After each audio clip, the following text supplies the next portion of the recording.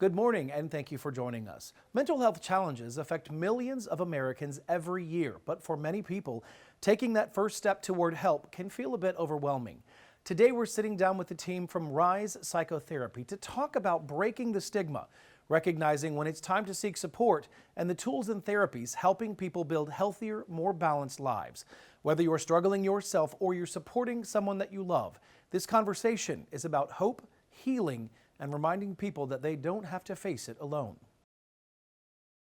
Well, good morning and thank you so much for joining us. We are here with Cece and Gabriel from Rise Psychotherapy. Good morning, how are you? Good morning, how are you? I'm well, thanks for being here with us today. So we're talking today about mental health. It's a subject that has impacted somebody, whether directly or indirectly, everywhere, all over the coast, all over the state, all over the nation, all over the world.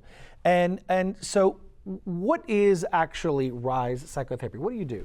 We are a small but mighty mental health clinic located here in Biloxi, Mississippi, founded in 2022.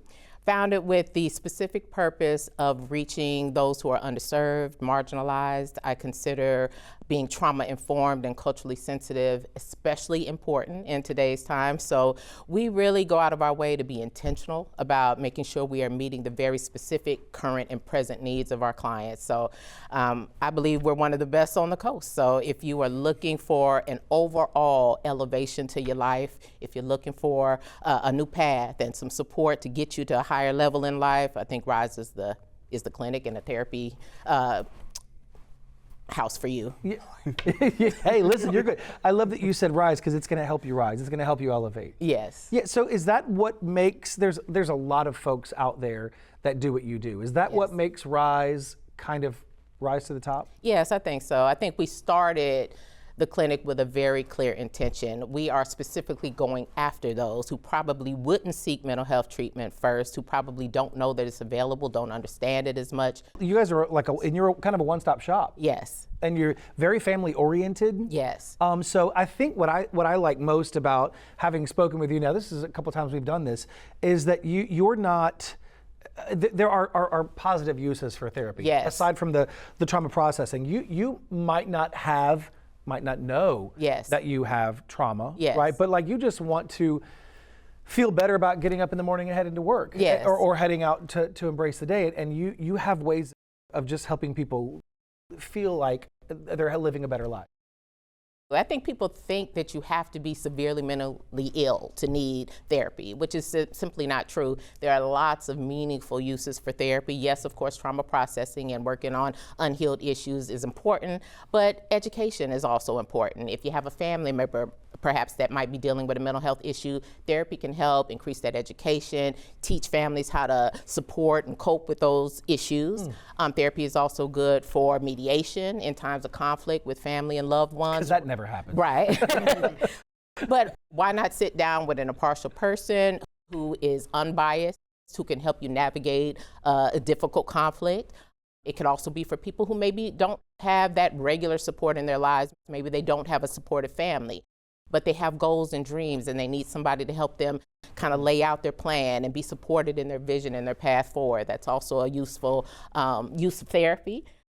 We also can help build communication skills. We can build coping skills.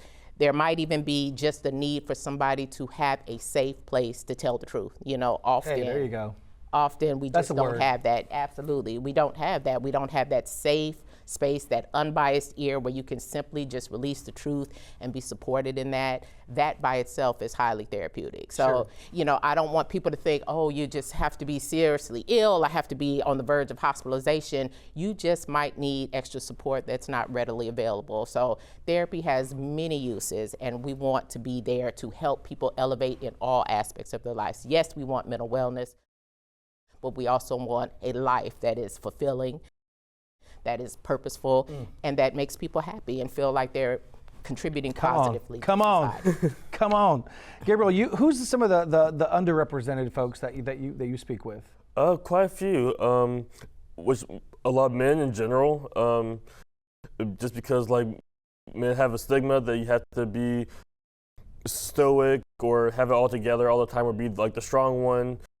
And so a lot of men I found are afraid to be vulnerable and speak up about what's wrong. Especially men in the South. Yes, Absolutely. yeah, definitely.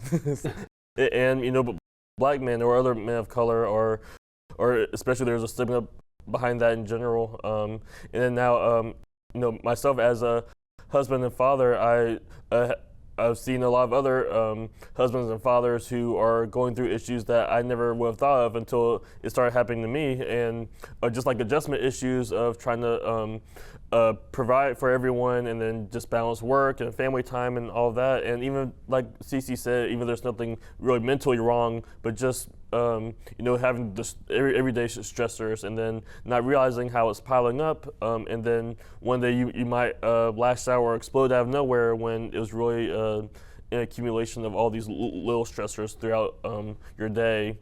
And then also that can lead to other physical issues like heart issues or high blood pressure and all these other stress, things. man. Yeah. Yes. Stress will get you. Absolutely. And it can manifest in so many different ways. If there's somebody watching, we have a couple minutes left, there's somebody watching right now that it's an unbiased, impartial individual to speak to. How does somebody get on the path to coming in and having a conversation? What are the first steps? I honestly think the first step is an honest self-assessment. I think we're so busy in society, we're just running, we're just trying to get things done, get bills paid, and we never take the time to sit and actually honestly assess if we're happy, if we're satisfied, if we feel like our life has purpose, if we're aligned with our real goals and our values. So having that honest talk with yourself, I think, is the first step.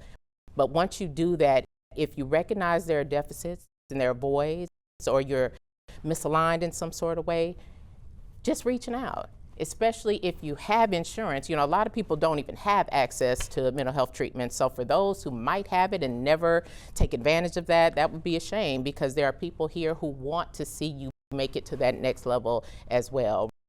Rise was founded on the idea that we should always aspire for more.